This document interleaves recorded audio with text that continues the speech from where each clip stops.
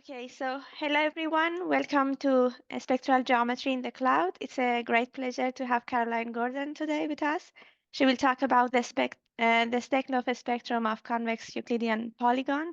So as usual, if you have any question, you can unmute yourself or post it in the chat. We keep an eye on the chat box and let Caroline know. So Caroline, the floor is yours. Thanks very much. Thanks for the invitation. There we go. So this is joint work with Emily Dryden, Javier Moreno, Julie Rowlett, and Carlos Villegas Blas. And this grew out of a workshop and teams project.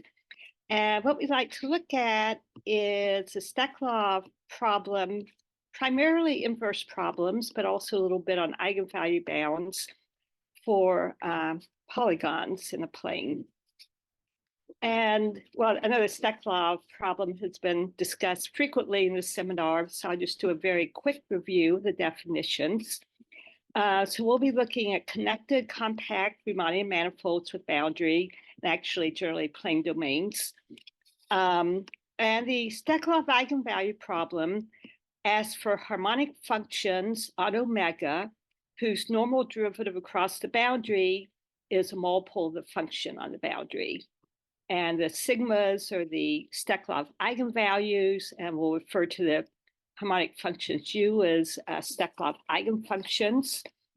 And so the lowest eigenvalue is just 0, corresponding to constant functions. And then they increase going off to infinity with finite multiplicities. And I'll denote the spectrum by Stek of the domain. And the eigenfunctions can be chosen so that their restrictions to the boundary form an orthonormal basis for L2 of the boundary. And so sort of an outline of what I'd like to do, we'll look first at eigenvalue bounds for polygons, and then we'll look at spectral invariants for curvilinear n-gons. This will be a review of the beautiful work of Stanislav Krymski, Michael Levitin, Leonid Parnovski, Iosif, Polterovich, and David Sher. And in some ways, I think this talk is really kind of a celebration of their work. That's really the depth behind everything. And then we'll specialize to convex polygons, not curvilinear, but standard polygons, and look at the inverse Steklov problem. And then, time permitting, I'll make a few remarks on the open question of whether isospectral polygons actually exist for the Steklov spectrum. That's definitely open. So I want to begin with eigenvalue bounds. So let me remind you of the variational characterization of the Steklov eigenvalues. So remember, we're starting a numbering, so sigma 1 is the first non-zero eigenvalue. And so the eigenfunctions are orthogonal to constants on the boundary. So the kth eigenfunction, its Rayleigh quotient is given by the integral of the gradient squared over the whole domain, but the denominator is the integral just over the boundary of the function values. And the space of functions we're looking at are functions in H1 of omega, whose restrictions to the boundary are orthogonal to constants. So we'll look at all k-dimensional subspaces and do minimax. So the motivation for the eigenvalue bounds for polygons comes from a result of Alexandre Girard and Iosif Polterovich, that if you have a compact Riemannian surface that contains a long, thin passage, which is isometric to a Euclidean rectangle of length L and width W, then you get bounds on the eigenvalues just in terms of the width and the length. So the kth normalized eigenvalue, I'm sorry, this should not be normalized, actually. I'm sorry, remove this. If you change the perimeter of the boundary, it's not, the bound is just being used from the rectangular passage. So sorry for that. So the kth eigenvalue is less than or equal to 2 pi k squared times the width over the length squared. And the proof is just find the right test functions. And so for your test functions, if x is the direction of the length in the rectangle parameterized from 0 to L, then you just look at functions that are functions only of the length. So sine 2 pi mx over L, which hits 0 on the ends of the rectangle, so you can extend it to 0 off the rectangle. And the span of the first k of these is your test function, test space for the kth eigenvalue, and the result drops out. Okay, so this is very useful, but of course not every passage is bounded by parallel lines. And so to get something a little bit more general, we want to go to polar rectangles. And so by polar rectangle, I just mean in polar coordinates, it's bounded by two constants, R1 and R2 for the radius and θ1 and θ2 for the angle. And I'll denote by S1 and S2 the inner and outer arc lengths. So these will play the role of the width. And L will be the radial side length, so R2 minus R1. And you get a completely analogous result. So suppose omega is any compact Riemannian surface containing a passage isometric to a Euclidean polar rectangle S with inner and outer arc lengths S1 and S2 and radial length L. Then, again, this should not be here. Forget the normalization. Sorry, the kth eigenvalue is less than or equal to k squared pi squared times the sum of the arc lengths. So that's replacing 2w in the case of the rectangle over the length squared. So essentially the same result, but now the edges aren't parallel anymore. And a special case of this is when the inner radius is 0, so your polar rectangle will be at a corner of the domain. And again, disregarding the length of the boundary, if you, again, have a manifold containing such a sector of radius L and angle alpha, then instead of using the arc length, I'll use the alpha for my parameter here. The kth eigenvalue is less than or equal to pi squared k squared times the angle divided by L. So if you have a small angle and a reasonably big length for the edges, then you get small eigenvalues. And this can be used directly, this latter result, in the case of triangles, to get eigenvalue bounds. So for some notation, given any polygon, I'm going to let alpha sub min denote the smallest angle, smallest interior angle for the polygon. So in the case of a triangle, the smallest angle is always going to be at most pi over 3. And then we get using this bound, and here we do want to now normalize by the perimeter, which makes the bounds scale invariant. So for every triangle T, we have the kth normalized eigenvalue is less than or equal to a constant. This isn't the best constant, but here's a constant, times pi squared, k squared, times the minimum angle. And so here we're just using, we're just going to inscribe a sector inside the triangle using the smallest angle. And the point is that if you know the perimeter of the triangle and you have the smallest angle, then you can use the law of sines to get a lower bound on the how long of a sector you can plug in there, fill in there. And so that gives you the bound. In fact, in the process, what you really get in order to get the size of the sector, and the 4 can be improved a little bit, is 4 times the secant of the minimum angle over 2. And then we use the bound that the minimum angle is at most pi over 3 to get a constant independent of the angle here. Okay, so that gives you bounds for triangles in terms of the lowest angle. How about n-gons? Well, you can't use the analogous argument because you could have an n-gon where the sides next to the smallest angle could be very small, so you can't get a very big sector in here.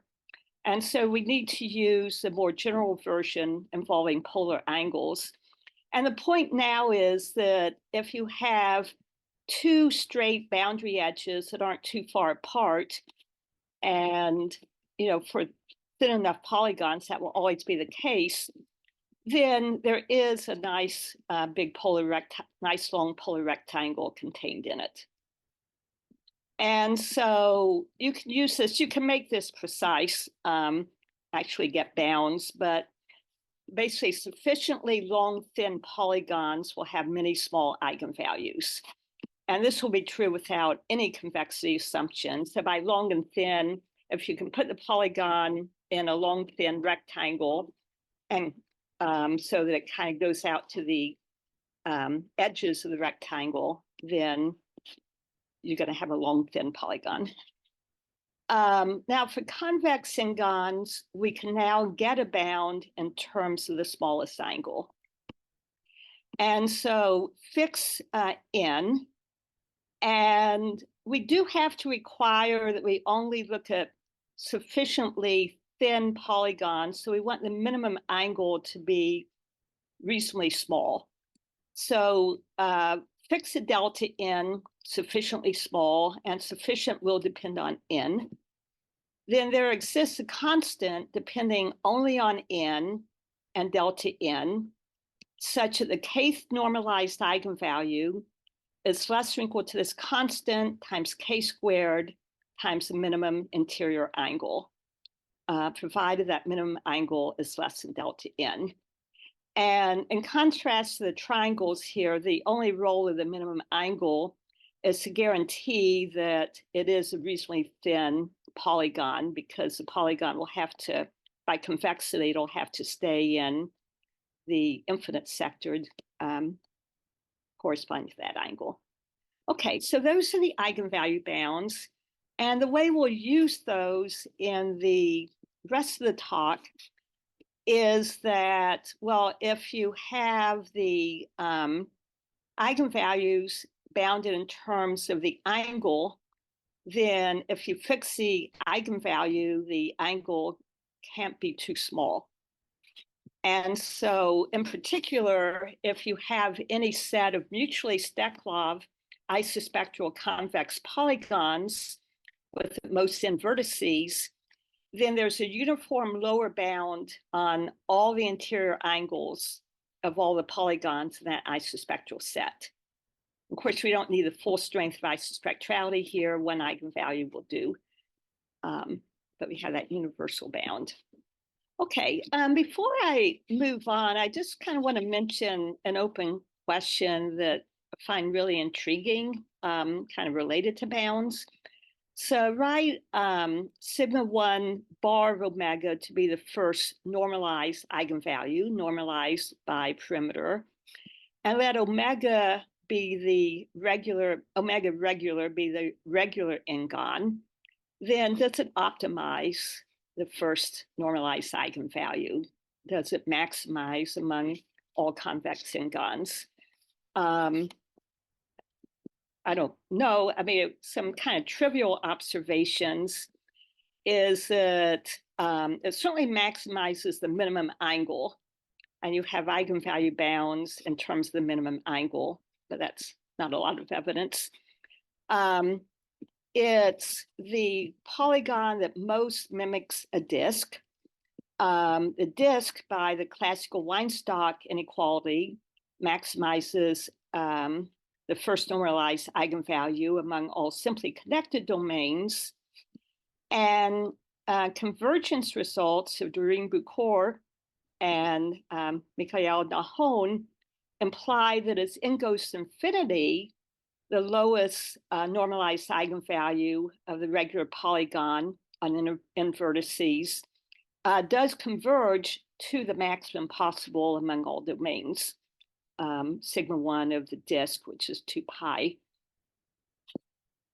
The analog for the Laplacian is a Polius-Sago conjecture, which says among all n-gons of fixed area, the regular polygon minimizes the first Dirichlet eigenvalue, which was proven using Steiner symmetrization for n equals 3 and 4. Okay, so that's just a digression. So now I want to look at talk about the work Stanislav Krymski, Michael Levitin, Leonid Parnovski, Iosif Polterovich, and David Sher, which is incredibly powerful. And it's, as I said, it's really the whole basis for this. It's kind of a celebration of their work. So they looked at plane domains with piecewise smooth boundary, in other words, curvilinear polygons, with a standing assumption that all the interior angles are less than pi. And I just want to emphasize the language we're using for the labeling of the vertices and edges. So you always choose a cyclic ordering of the vertices. And it doesn't matter which way you orient. You can go in the opposite direction if you want. And of course, the starting point doesn't matter. And then you label the side lengths accordingly. So side L2 sits angle alpha 2 sits beside edges L2 and L3. So the jth vertex is between the jth and j plus first edges. Labeling is mod n. And I'm going to sort of use the same language for the edges and their lengths. So LJs are both the edges and their lengths, and the alphas are the vertices and their angles. The data is the edge lengths, L1 to Ln, and the angles alpha 1 to alpha n, which of course is uniquely determined only up to trivial reorderings, 2n possible trivial reorderings corresponding to different cyclic labeling and different orientation. And then an expression that plays a key role here is we let beta j be pi squared over 2 alpha j. And then they derive this beautiful characteristic polynomial for your curvilinear polygon omega, depending on the edge lengths and the angles. So this is a trigonometric polynomial. T here is my variable, so you have a number of cosine functions, and their frequencies depend on the edge lengths. And the epsilon j's here vary over plus and minus 1. So you looked at all combinations of plus and minus L1 up to plus minus Ln. And then the constant term here is minus twice the product of the signs of the beta j's. There could be more in the constant term because some of these could add up to 0. What I wrote down is actually twice their characteristic polynomial. I kind of changed notation just to make it a little bit easier to write down. And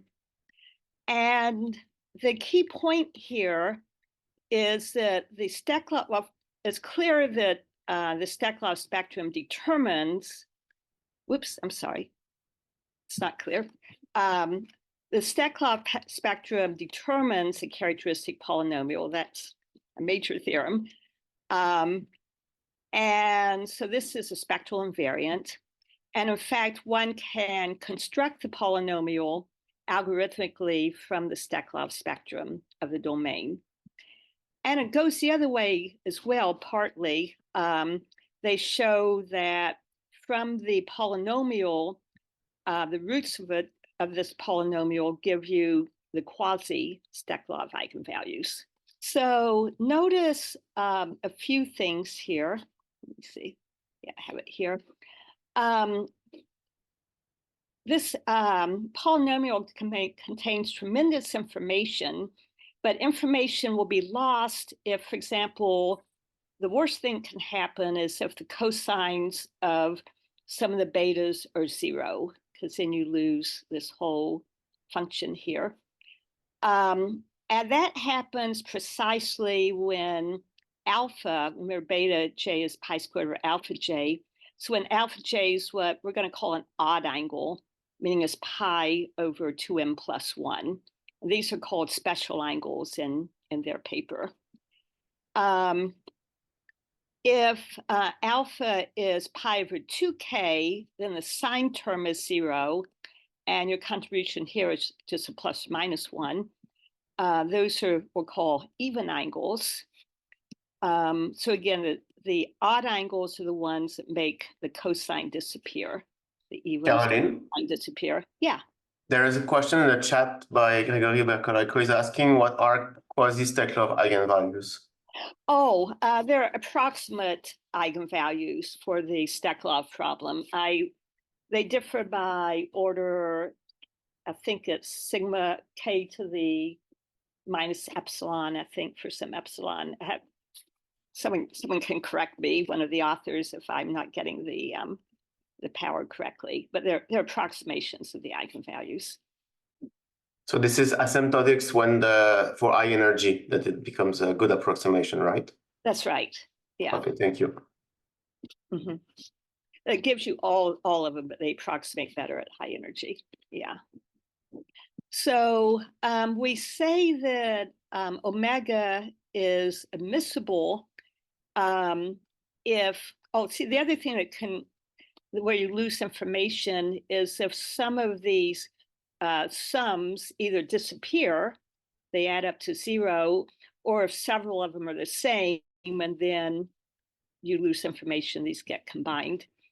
And so they say omega is admissible if these edge lengths are incommensurable over -1, 0, 1. What that means is no linear combination of the edge lengths with coefficients in -1, 0, 1 vanishes. And that's exactly equivalent to saying that all these different frequencies are distinct and non-zero.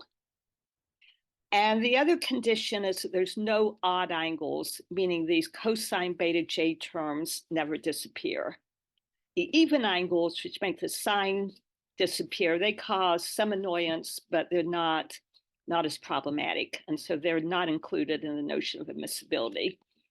So admissibility is certainly a genericity condition. Certainly most polygons will satisfy it.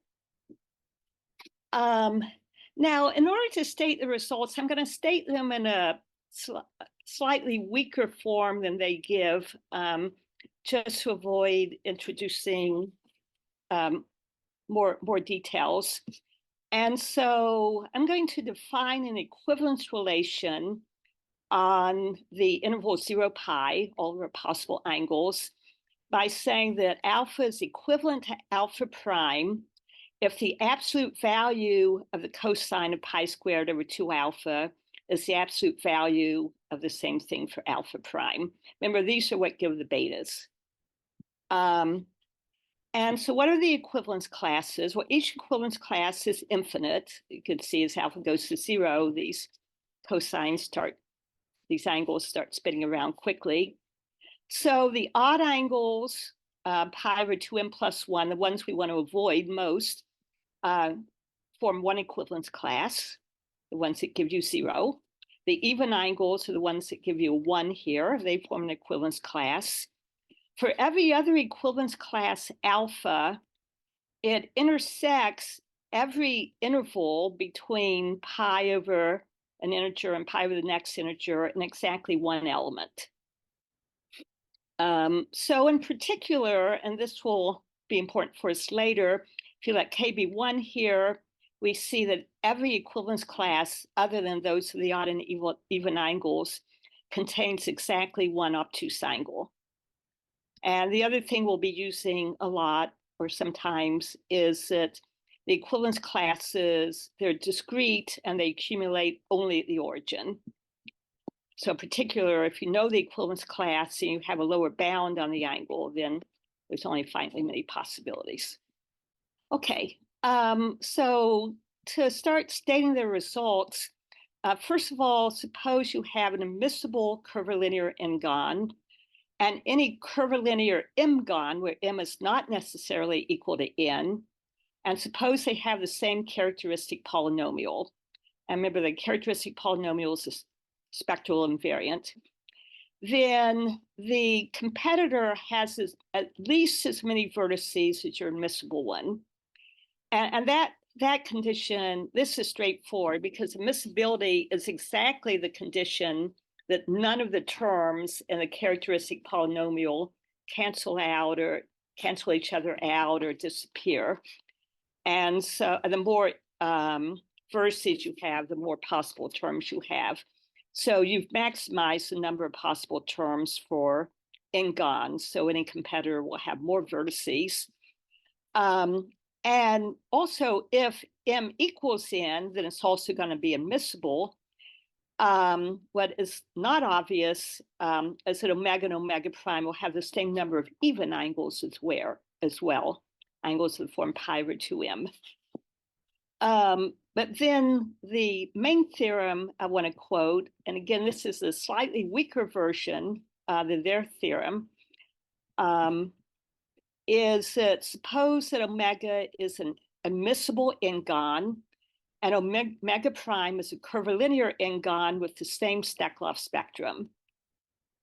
Well, then if omega has either no even angles, or at most one even angle, then you can choose the orientations and cyclic orderings to get your labelings so that all the edge lengths coincide in order and the equivalence classes of the angles coincide.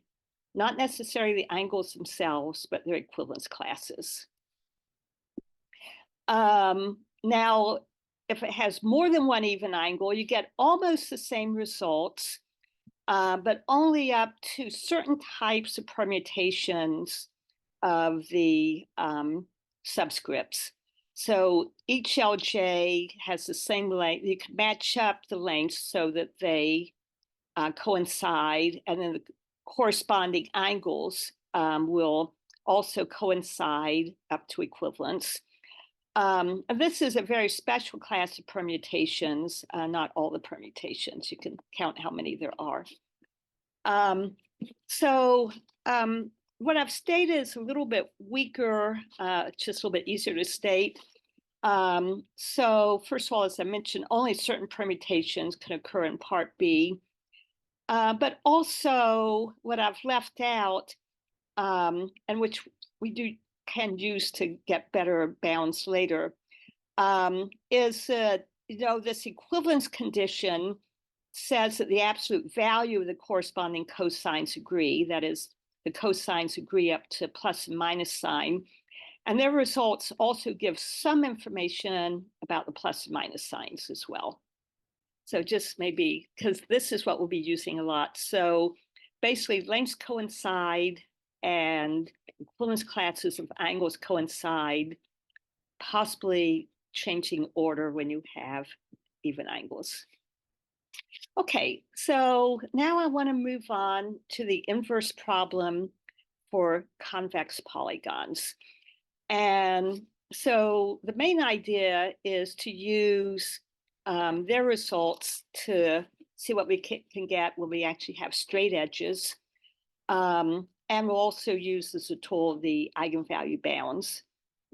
First, maybe for comparison, a very partial review of results for the corresponding problem for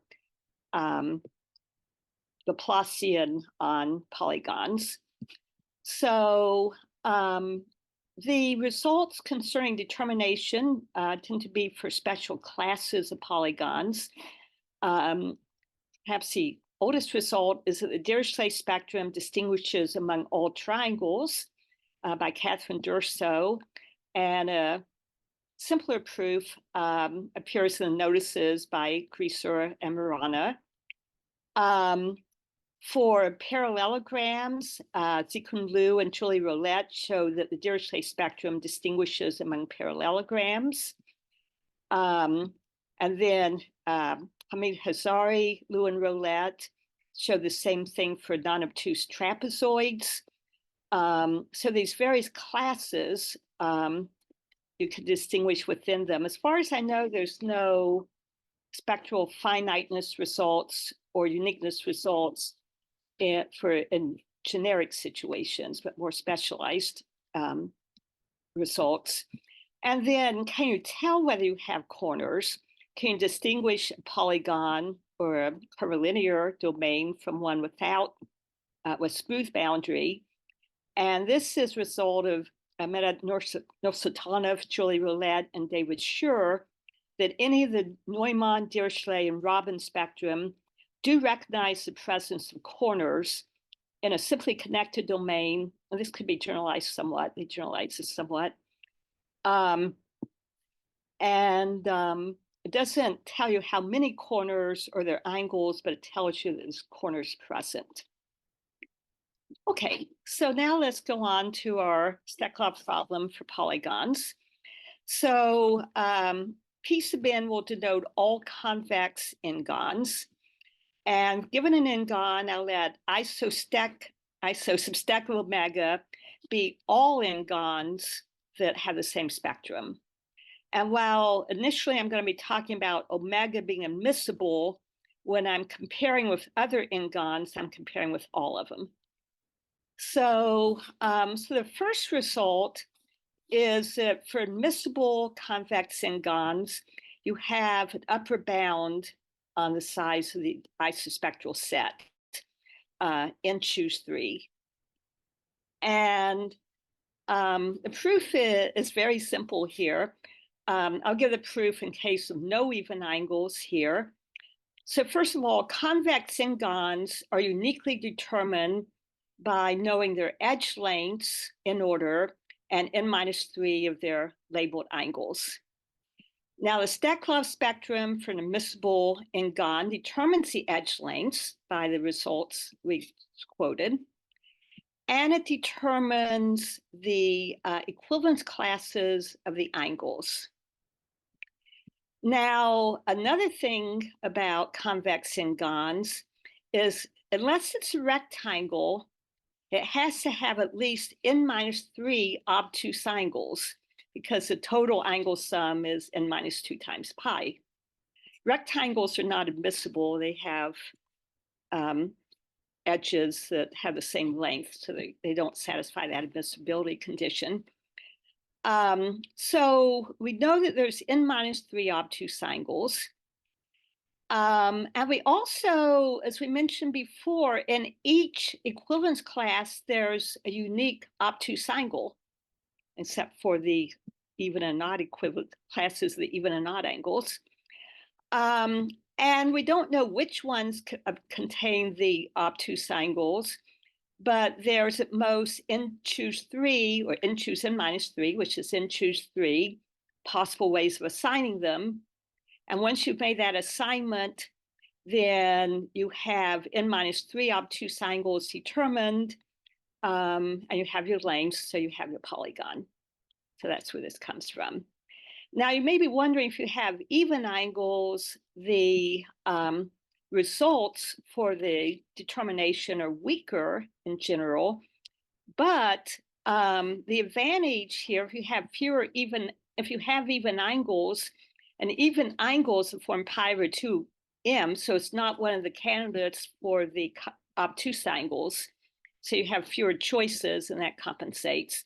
And in fact, this number actually comes down in many cases when you have even angles present. Here's a spectral uniqueness result that also drops out.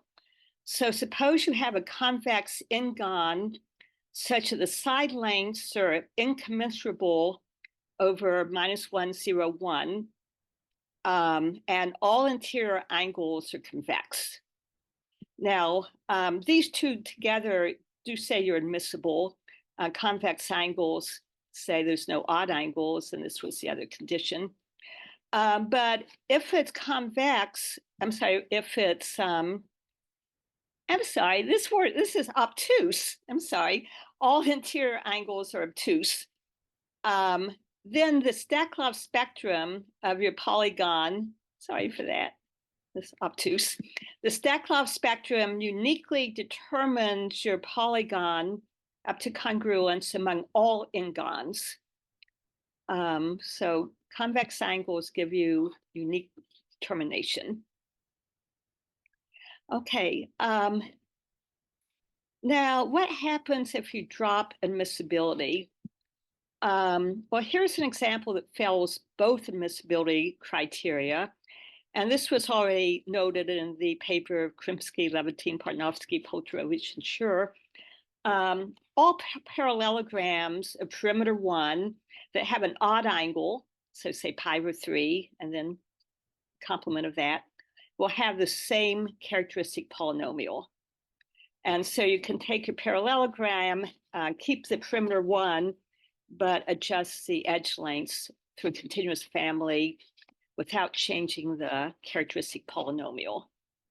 But would like to investigate whether you can weaken the admissibility assumptions and still get spectral finiteness. And so let's look at the effect of having an odd angle for one of your interior angles. So let's suppose the qth angle is odd. Say alpha q is pi/2m+1. So that says that the cosine of the corresponding pi²/2 alpha q, the beta q, is 0. And the sine of beta q is either plus or minus 1, depending on the parity of m. Okay, here's a reminder of the characteristic polynomial. And what's going to happen here? Well, every term in which beta q makes an appearance is going to vanish. When does beta q make an appearance? It's precisely when the coefficient of L sub q, plus the sign of L sub q, differs from that of LQ+1. And so the only ones that survive are when you have linear combinations of the side lengths, where the qth and the q plus first one are added together with the same sign. The only other effect of beta q being odd is that it either contributes a +1 or a -1 to this product. So if you removed it, you would get the same product here up to sine. Okay, so again, these are the only surviving non-constant terms. And so here's another way of looking at it. Take your polygon, omega, and remove the qth vertex without changing anything else by replacing it by a curvy edge, joining the q minus first and the q plus first vertices, keeping the same length, the length of this edge plus the length of this edge, and keeping the same angles with alpha q minus 1 and alpha q plus 1. That's the only change. Well, then, so in particular, the edge lengths of your omega tilde are the edge lengths of the original, but with these two added together. We have one less vertex. And the angles are all the angles except for the one that's been removed. And what we've done here, because the sum of these two lengths are the only information about the lengths that appear in the characteristic polynomial, what happens is that the characteristic polynomial for your original polygon and the characteristic polynomial for your new polygon, curvilinear one with one less vertex, are the same, except possibly for a plus or minus sign in the constant term. So knowing the one for the original polynomial gives you the one for this sort of reduced one up to 2 possibilities. And in one sense, that sounds bad because, oh, so our polygon has maybe a chance of being isospectral. You can't rule it out with this thing with fewer vertices. But on the good side, if omega tilde, the reduced one, is now admissible, then you can recover all this information from it. You can recover its edge lengths, and you can recover the equivalence classes of its angles, again, up to finitely many possibilities if there's even angles present. And we know this up to 2 possibilities, so we're recovering all this information about omega up to a couple possibilities. And so we can now weaken the admissibility hypothesis. And before I state it, let me observe that because odd angles are at most pi over 3, unless you have an equilateral triangle, and as we'll see, equilateral triangles are spectrally determined anyway, a convex n-gon can have at most 2 odd angles, again, since the angle sub is n minus 2 pi. Okay, I'm calling this a theorem in progress because it's less than a week old. So we're still both checking the details and also I think it can be strengthened. But anyway, it should be taken slightly with a grain of salt. So let me look at not all polygons, convex polygons, but all polygons whose edge lengths are incommensurable. So we're keeping that condition for admissibility. But now we're going to allow at least one odd angle, or we're going to allow one odd angle. Again, I think this can be weakened. Then we can still get that every set of mutually Steklov isospectral non-congruent elements in here is finite. So you have finite determination within this set. Now I should mention that in the results we quoted, we stated for in the admissible case where you got an upper bound, we actually did not need the eigenvalue bounds for that. We only used the work of Krymski, Levitin, and all. But here we will need them. So we have incommensurable edge lengths, we have possible odd angle. And so what are the key tools? Well, we have our hypotheses because the edge lengths are incommensurable, and because we remove the one odd angle that was present, our reduced curvilinear polygon, omega tilde, is admissible. So we can, from omega tilde, we know it's characteristic polynomial up to 2 possibilities because there was an ambiguity plus or minus sign in the constant term. But each one of those gives you a collection of lengths and equivalence classes of angles. And one of those 2 collections has to be the right one for the polygon you started with. And now we're going to use the fact that there is a lower bound on all the angles of all the polygons that are isospectral to omega tilde, to omega rather, to say that if you know the equivalence class for the angle, you know the angle up to finitely many possibilities. And so now you've recovered up to finitely many choices, most of the angles, and a lot of information about edge lengths. And now you fill in the rest of the information just using basic Euclidean geometry. Okay. So a reminder, here's the result we were just talking about. Remember, you can have at most 2 odd angles if you're a convex n-gon other than a triangle. So what happens if you drop the second hypothesis and allow 2 odd angles? So, well, this example I'm certain is valid. So here's a problematic situation of quadrilaterals. Suppose that you have a quadrilateral satisfying both of the following things. It has two odd angles that are not adjacent. So let me call them alpha 1 and alpha 3. And also at the same time, the other two angles are equal. Then you can continuously adjust the edge lengths without affecting the characteristic polynomial. This is a generalization of what we stated for parallelograms earlier. But these are fairly strong conditions. And what, again, this is new results, so I want to say in progress.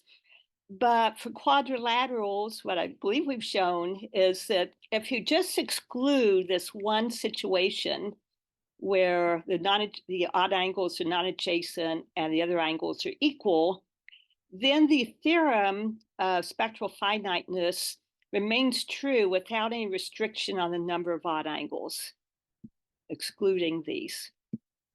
And so that allows almost all situations with odd angles. And then the remaining condition, which I think is much harder to get rid of, well, I think you can, is the side lengths being incommensurable. So how about now going to special settings? So how about triangles? For triangles, you don't need any assumptions on edge lengths. And in fact, you don't need admissibility to get finiteness. Every triangle is finitely determined by its Steklov spectrum. And this is based on the characteristic polynomial, but the nice thing about triangles is you need either the edge lengths or the angles. You don't need both. And you have the law of sines. You have a lot of things at your disposal. And then the number of odd angles, the bad angles, is determined by the spectrum. If it has no odd angles, then it's uniquely determined among all triangles by its spectrum.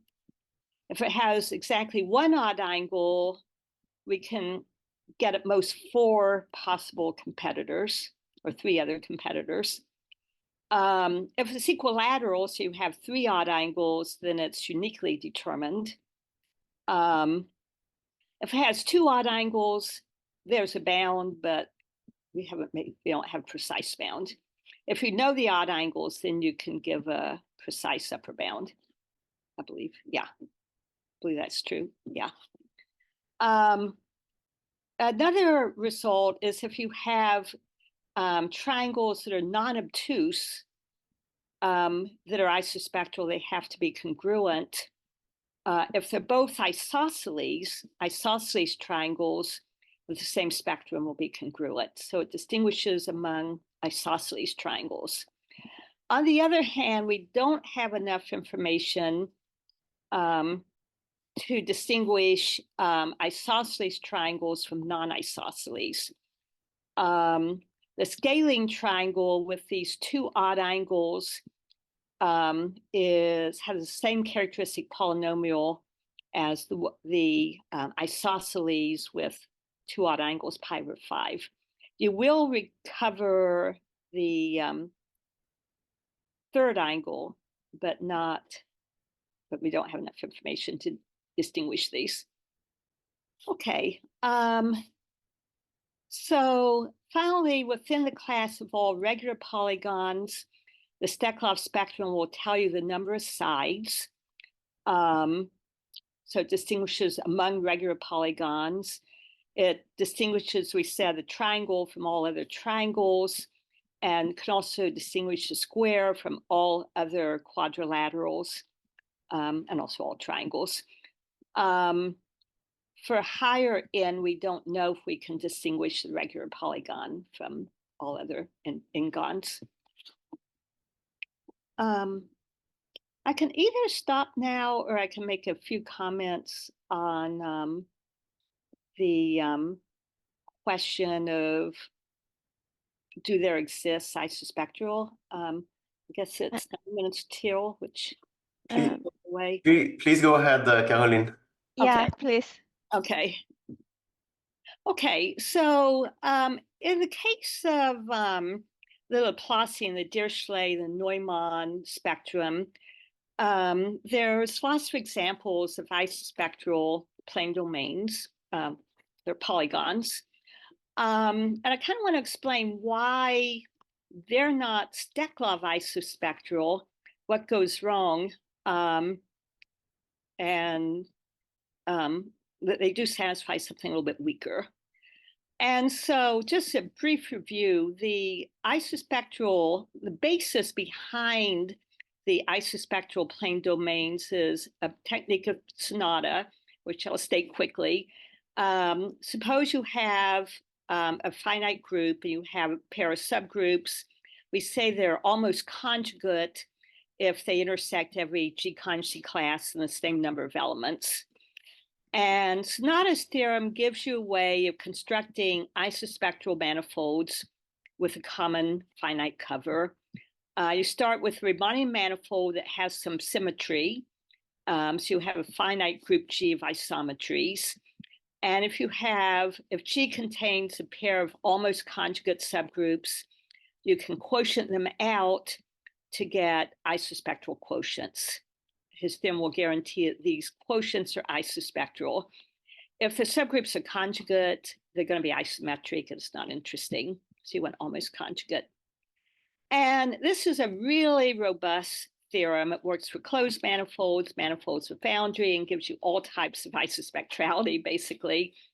So in the setting of boundary, there'll be both Neumann and Dirichlet isospectral.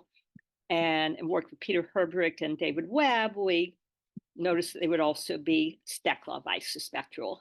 Okay, so this is, I'm going to go back to sort of the original construction of isospectral convex, isospectral, the plus isospectral domains. I think it illustrates what goes wrong. This is an example of a pair of flat surfaces constructed by Peter Buser using Sonata's method. They're each made up of 7 crosses glued together. And these are the M mod gamma 1 and M mod gamma 2 in Sonata's theorem. Their cover is made up of, their common cover is made up of like 68 crosses glued together. And these are isospectral for, again, Dirichlet boundary conditions, Neumann boundary conditions, and for the Steklov problem. They're isospectral for everything. And the first examples of plane domains came from observing that they have a reflection symmetry from front to back. And if you quotient out by that reflection symmetry, then you get what looks like a plane domain. Now, with one caveat, that reflection symmetry, of course, has fixed points. There's lots of fixed edges here where you quotient out. And so what you're really getting, if you go back to Sonata's theorem, if gamma 1 and gamma 2 aren't acting freely, what you're really getting is orbifolds instead of manifolds. So when you quotient out, you get this pair of domains. The red edges here are the ones that came from the fixed points of the reflection. And what Sonata's theorem gives you for free is that if you look at reflection invariant functions here, then they will, the spectrum here corresponds to, with Neumann eigenvalues, corresponds to reflection invariant functions. And Sonata gives you for free that those will have the same spectrum. So you get for free the same Neumann spectrum. For the Dirichlet spectrum, you have to work slightly harder, but not much. These are also Dirichlet isospectral. What you get for free here is isospectral for the mixed Dirichlet-Neumann eigenvalue problem, where you have Neumann on the red, Dirichlet on everything else. And these will correspond to, again, functions that are reflection invariant here. But the eigenspaces here break up into the reflection invariant and the reflection anti-invariant. And since these are isospectral, both match up, and the anti-invariant ones give you the Dirichlet spectrum here. So these are Dirichlet isospectral. So the reason I'm going through all that is what you get for free here is that the Steklov, if you look at the mixed Steklov problem, where you put Steklov boundary conditions on the black part of the boundary and Neumann on the red part, these will be isospectral. And again, just working very slightly harder, you can also look at the mixed Steklov-Dirichlet problem, where you put Dirichlet on the red edges, and they'll be isospectral. But there's kind of no reason to expect that you'll be able to get Steklov isospectral in the whole thing. It's not ruled out, but there's no reason to expect it. So they're what one could call sloshing isospectral, which is a mixed Steklov-Neumann, but probably not Steklov. And for all the other domains as well, they're isospectral. They all come from the same basic idea. So there's no reason to expect Steklov isospectrality. So that problem remains open.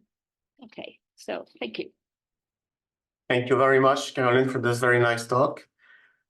We have time for questions now, so please either write your question in the chat or simply ask it.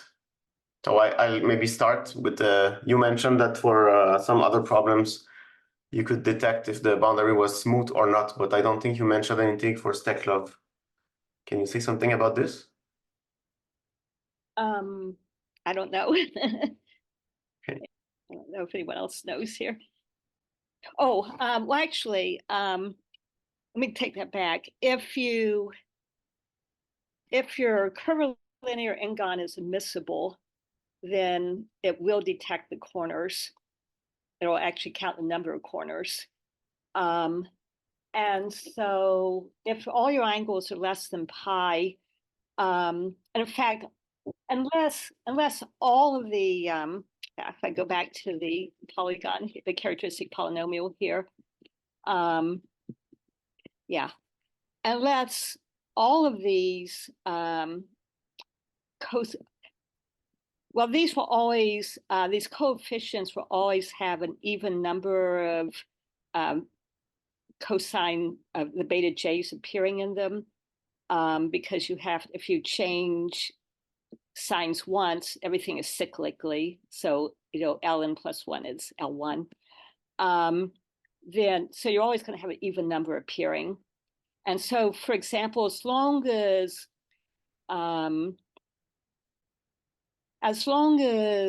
there's some term here where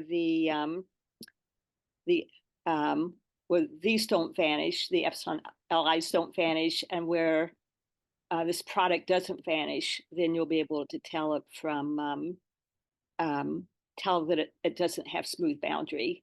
So in particular, anytime you have if you don't have any odd angles, certainly you can't. Well, yeah. I'm sorry. Certainly for admissible, but you can certainly weaken admissibility and still tell it. Anyone else?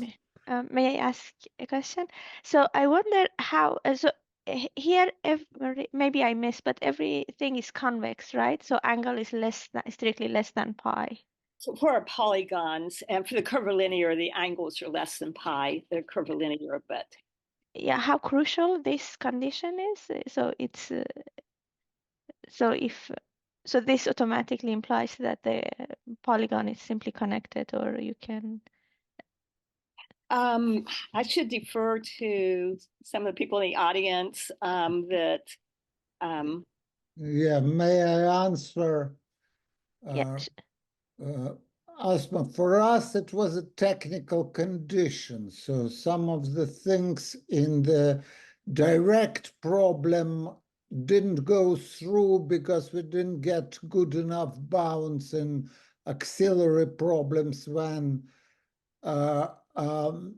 analyzing the remainder terms. So we couldn't prove that quasi Steklov eigenvalues are really quasi-eigenvalues. Experimentally, everything works for polygons with angles greater than pi.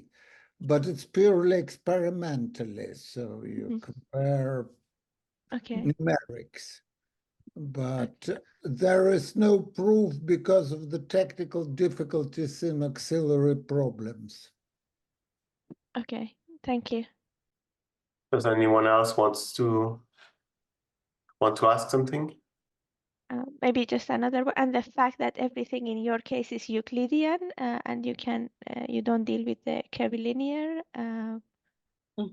Why it was important in the argument or in the proof that it should be straight edges? Oh, so yeah, I mean, so their results, of course, don't require straight edges. And our goal here was to see, well, if you add that in, so that you now have sort of Euclidean geometry at your disposal, could you use that to get, uniqueness results or finite determination? Yeah. Okay, thank you. And so just lead up to the second. So if you have, for example, this polygon in hyperbolic space, also you get, or on a sphere, when you have this geometry, so you expect to get some sort of to say something about the inverse problem in those settings as well, when you know the underlying geometry. Maybe I should again refer to Michael or one of the others in terms of whether you feel there's a hope of getting something. Oh, so this is Euclid. Okay, so sorry. So I thought that this is only angle and okay. Yeah, no, this is all in the plane. Okay. Yeah. Thanks. Anyone else? And if not, let's thank Carolyn again. Thank you very much for this beautiful talk.